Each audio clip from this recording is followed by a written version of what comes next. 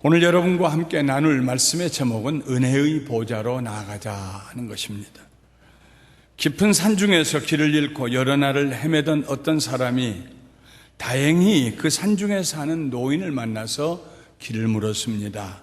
그러자 노인은 내려가고 싶거든 내려가지 마시고 올라가십시오 하고 말했습니다. 무슨 말인지 몰라 쳐다보는 젊은이를 향하여서 내려가다 보면은 점점 길을 잃어버리고 우왕좌왕하게 될 것입니다. 어디로 내려가야 되는가를 알기 위해서 높은 곳으로 가십시오. 산 정상으로 올라가십시오. 그러면은 어느 길로 내려가야 할지 보이게 될 것입니다 하고 말했습니다. 그리스도인의 신앙생활에서도 마찬가지입니다. 우리가 믿음의 생활을 하다가 길을 잃어버릴 때가 있습니다. 혼란에 빠질 때가 있습니다. 낙심할 때가 있습니다. 그때 예수 그리스도에게 나가는 길 외에는 다른 길이 없습니다. 높은 보좌에 앉아 계신 예수님, 우리의 큰 대제사장이 되신 예수님, 그분에게 나갈 때에 문제가 해결되고, 그리고 모든 일이 가달기 잡히고, 그리고 낭비하지 아니하고 바로 앞으로 나갈 수가 있습니다. 히브리서 기자는 예수님을 가리켜서 우리에게 큰 대제사장이 계시니 승천하시니 곧 하나님의 아들 예수시라고 했습니다. 여기에서 큰이라는 말은 절대적인 의미를 가지고 있습니다. 이 세상에 예수님과 비교할 만한 대제사장이 없다는 얘기입니다. 유대인들에게 있어서 대제사장은 오직 그만이 1년에 한 번 속죄일이 되면 짐승의 피를 가지고 지성소에 들어가 백성들을 위하여 그 피를 뿌리면서 속죄 제사를 드릴 수가 있었습니다. 그런데 예수님은 그 자신을 속죄 제물로 삼아 우리로 하여금 죄사함 받고 구원받을 수 있는 길을 열어주시기 위해서 지성소에 들어가십니다. 하나님 앞에 나아가십니다. 우리의 큰 대제사장이 되셨습니다. 히브리서 기자는 이 예수님에 대한 믿음을 굳게 붙잡으라고 권면합니다. 그분이 큰 대제사장입니다. 성경에 크다 하는 말은 언제나 그 다음 반대말이 있습니다. 작다, 메가스라, 크다, 작다, 미크로스, 아주 작다. 그러면 예수님을 큰 대제사장이라고 불렀을 때에는 다른 모든 대제사장들이 하는 일은 비교할 수 없이 작은 일이고 예수님이 하신 일과 질적으로 다른 일이다 하는 것입니다. 히브리서 기자는 5장 1절 이하에서 대제사장이 될 수 있는, 이 세상에서도 대제사장이 될 수 있는 세 가지 요건을 설명하고 있습니다. 첫째로 그는 사람이어야 합니다. 천사가 대제사장의 역할을 할 수가 없습니다. 둘째로 본인도 연약함을 알고 다른 연약한 자를 능히 용납할 수 있어야 합니다. 거절하지 아니하고 그들을 바른 길로 인도할 수 있어야 합니다. 셋째로 자기가 원해서 대제사장이 되는 것이 아니고 하나님의 부르심을 받는 사람이 되어야 합니다. 히브리서 기자는 큰 대제사장이신 예수님께서도 지상에서 있었던 대제사장들처럼 이 세 가지 요건들을 다 갖추고 계셨다고 말하고 있습니다. 우선 하나님께서 그리스도를 멜기세덱의 반차를 따르는 큰 대제사장으로 세우셨습니다. 하나님이 예수님을 택하셨단 말씀입니다. 이는 내 사랑하는 아들이다 하고 부르시면서 대제사장으로 하나님께서 예수님을 세우셨습니다. 히브리서 5장 6절에 보면은 하나님께서 예수님을 향하여 네가 영원히 멜기세덱의 반차를 따르는 제사장이라 하셨습니다. 반차라는 말은 서열이라는 말입니다. 아버지가 제사장이면 아들이 제사장이고 그리고 손자가 제사장이고 이 서열을 말합니다. 이 말씀은 시편 110편 4절에 기록된 말씀입니다. 시편 110편은 다윗이 지은 짧은 시인데 그 전체가 장차 오실 메시아 예수님에 대한 예언의 말씀입니다. 여기에서 예수님에게 영원이라는 표현을 사용하고 있습니다.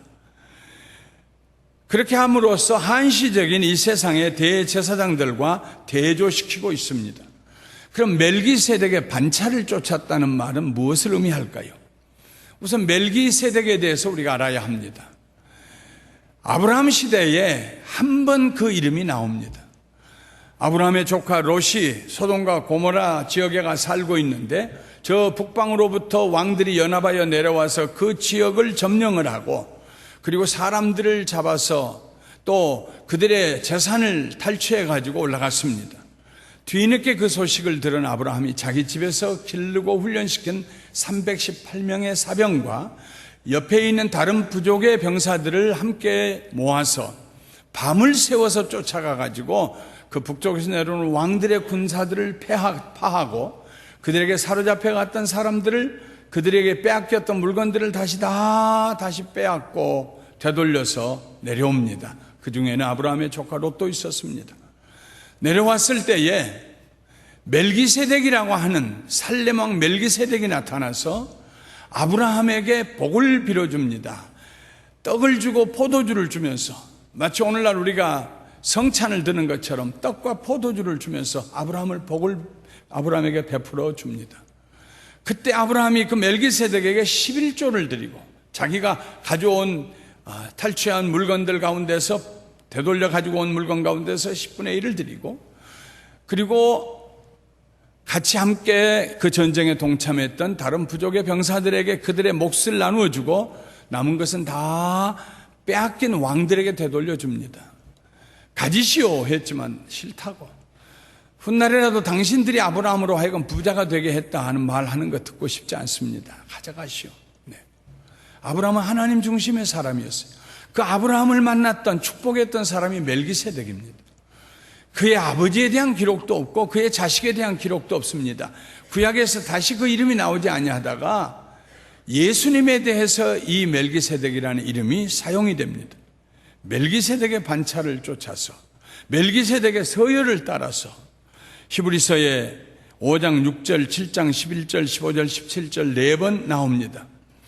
예수님을 멜기세덱과 연결시킴으로써 히브리서 기자는 인간을 구원하시는 예수님의 사역을 강조하고 있습니다. 일반 제사장들도 희생 제사를 드렸지만은 그들의 행위는 하나의 상징에 불과했습니다. 그러나 예수님께서는 자신의 몸으로 드린 희생 제사, 그 희생 제사를 통하여서 우리를 능히 구원하실 수 있었습니다. 멜기세덱과 연결시킴으로써 히브리서 기자는 예수님 다음에, 예수님처럼 우리를 구원할 일을 할 그 다음에 서열에 따라올 사람이 없다는 것을 암시하고 있습니다. 멜기세덱은 시작도 없고 끝도 없었어요.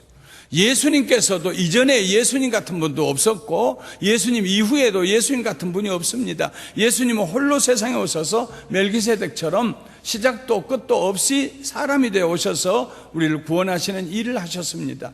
누구도 예수님 뒤를 따라서 난 다른 사람 구원하기 위해서 십자가를 짊어지겠다는 사람 아무도 없습니다.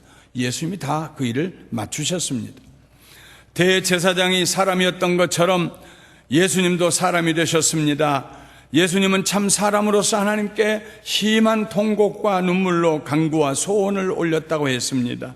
이는 예수님께서 한 인간으로서 하나님을 의지하는 모습을 표현하고 있습니다. 우리가 마음으로 기도할 수 있어요. 소리를 내서 기도할 수 있어요. 그런데 마음으로 기도하고 소리를 내서 기도하는 것보다 더 깊은 기도는 눈물로 기도하는 것입니다. 눈물을 흘리면서 하나님 앞에, 성경에 어디에 그렇게 됐다고는 분명히 기록이 안 되어 있습니다만은 성령의 감동하심을 입어서 히브리서 기자는 예수님이 눈물을 흘리면서 하나님 앞에 탄식과 심한 통곡과 눈물로 간구와 소원을 올렸다고 기록하고 있습니다. 나가서 구약의 대제사장이 다른 연약한 자를 용납하였던 것처럼 예수님은 자기를 순종하는 모든 자에게 영원한 구원의 근원이 되어 주셨습니다. 근원은 소스입니다. 이것은 비교할 수 없는 사역입니다. 옛날 이스라엘의 대제사장은 연약한 자를 위하여 하나님 앞에 빌었습니다. 그러나 예수님은 그 연약한 자를 구원해 주셨습니다. 히브리서 기자는 하나님의 아들이면서도 받으신 고난으로 순종함을 배워서 온전하게 되었다고 그랬습니다. 하나님의 아들이심에도 불구하고 받으신 고난을 통하여서 순종을 배우시고 그리하여 온전하게 되셨다. 이 말씀 가운데는 많은 진리가 포함이 되어 있습니다. 먼저 하나님의 아들이 고난당하심에 대한 놀라움입니다.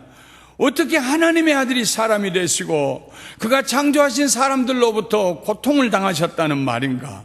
아무도 상상할 수 없는 일이었습니다. 그 상상할 수 없는 일이 벌어진 그 사건을 미리 이사야가 53장의 예언으로 우리에게 말하고 있습니다. 예수님은 고난을 당하셨을 뿐만 아니라 그 고난을 통하여 순종을 배우셨습니다.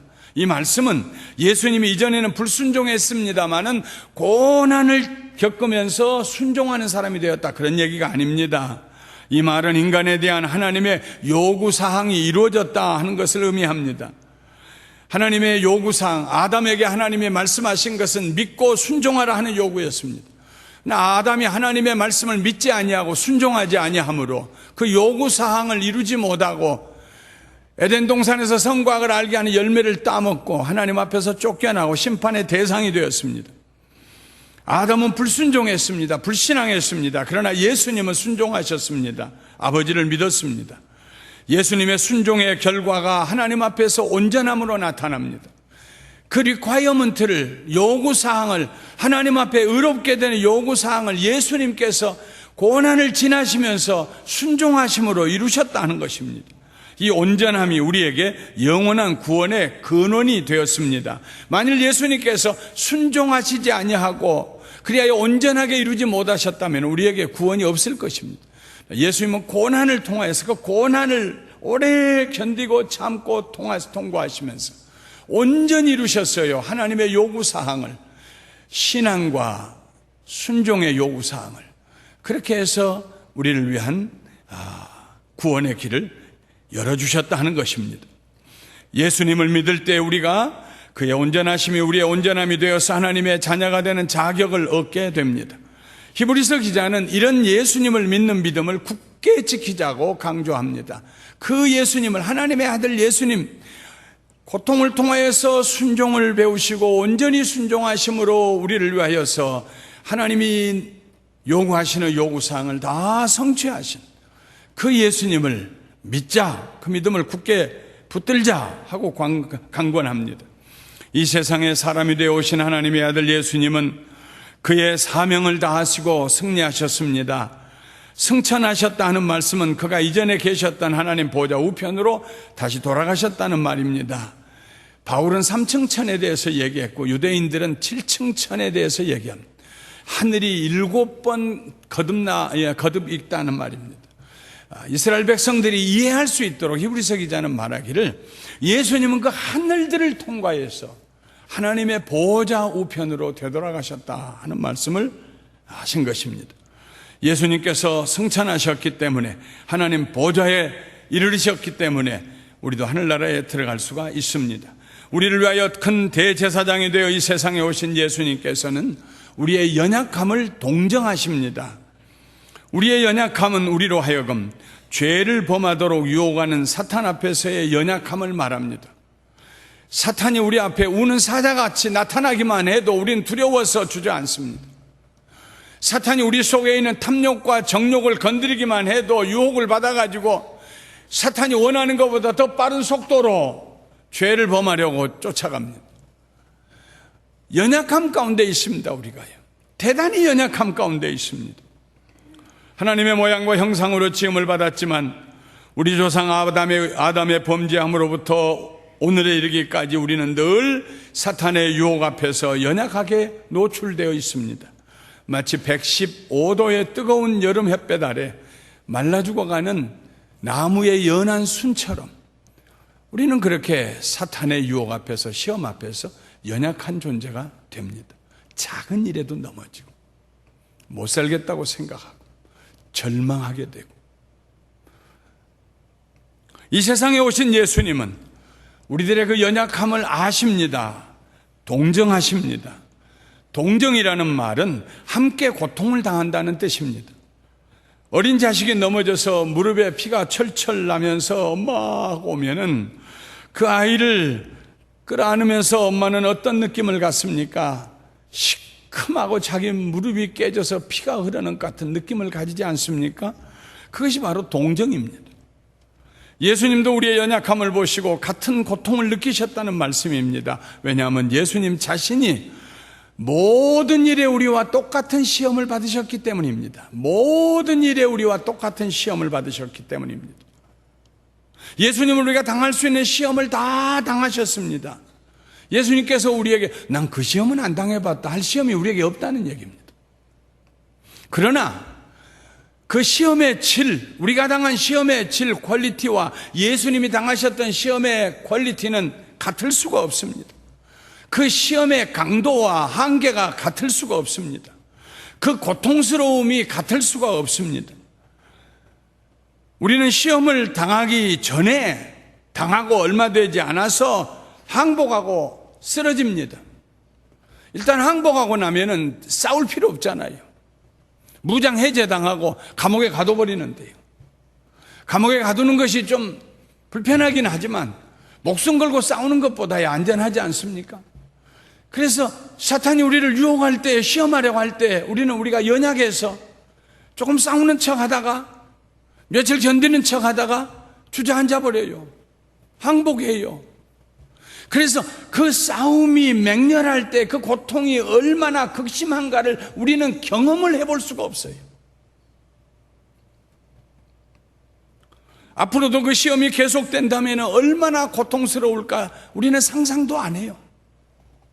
그러나 예수님은 끝까지 시험을 이기셨다는 것입니다. 끝까지 고통을 get-through 하셨다는 것입니다. 우리와 똑같은 시험을 당하셨지만 예수님이 당하신 시험과 우리가 당한 시험은 비교할 수가 없어요. 인간 중에 누구도 경험해보지 못한 시험을 당하셨고 그 시험이 가져다주는 고통을 끝까지 견디셨습니다. 예수님만이 그 시험의 고통이 어느 정도인지를 아십니다. 우리와 같은 시험을 당하셨지만은 예수님이 당하신 그 시험의 질과 농도는 우리의 것과 같을 수가 없습니다. 그래서 예수님께서 우리를 동정하십니다. 예수님은 시험을 당하셨지만 죄를 짓지 않으셨습니다. 물론 우리는 예수님은 하나님의 아들이시고 죄가 없으시고 또 죄를 지으실 수도 없다고 전제합니다. 그렇다 하더라도 예수님이 당하신 시험이 마치 종이 위에 그려진 그림처럼 가벼운 것이라고, 간접적인 것이라고 추측해서는 안 됩니다.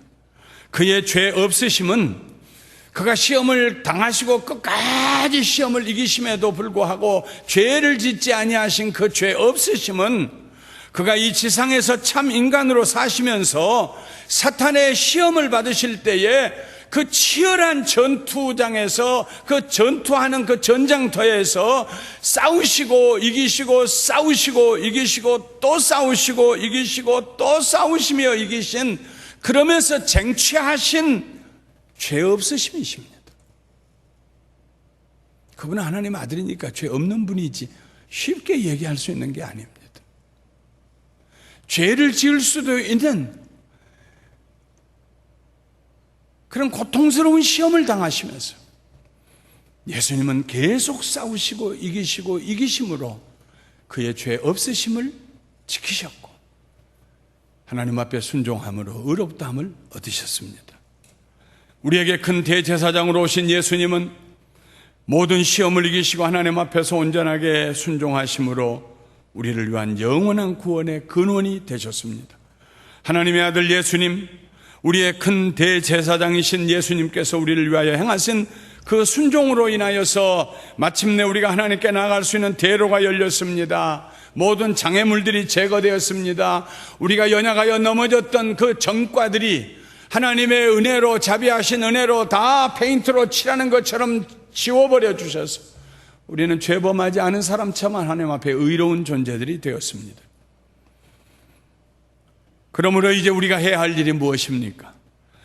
우리는 하나님의 아들 예수님에 대한 믿음을 굳게 붙잡고 은혜의 보좌 앞으로 나가야 합니다. 하나님의 긍휼하심을 받고 때를 따라 돕는 은혜를 얻기 위하여 은혜의 보좌 앞으로 담대하게 뛰어나가야 합니다. 왜 우리가 긍휼하심을 받고 때를 따라 돕는 은혜를 얻기 위하여 은혜의 보좌 앞으로 나가야 할까요? 우리의 연약함 때문입니다. 우리는 여전히 연약하여 자주 실패하고 넘어집니다. 연약하여 넘어지는 우리를 보시고 하나님께서 그의 긍휼히 여기시는 손을 내밀 때에 믿음으로 우리가 그 손을 붙잡아야 합니다. 아이고 하나님, 아직은 아니에요. 좀 두고 보세요. 내가 하는 데까지 해볼게요. 그럴 만큼 우리는 강하지 못합니다. 여전히 사소한 일에 여전히 우리는 넘어집니다. 사소한 일에 우리는 사탄의 종이 됩니다. 하나님께서 은혜의 보좌에 앉아 계신 하나님께서 우리에게 자비하신 손길을 내밀 때, 그때가 우리 하나님이 손을 붙잡을 수 있는 타이밍입니다. 인생의 모든 일에 타이밍을 놓치면 안 됩니다. 타이밍이 중요합니다.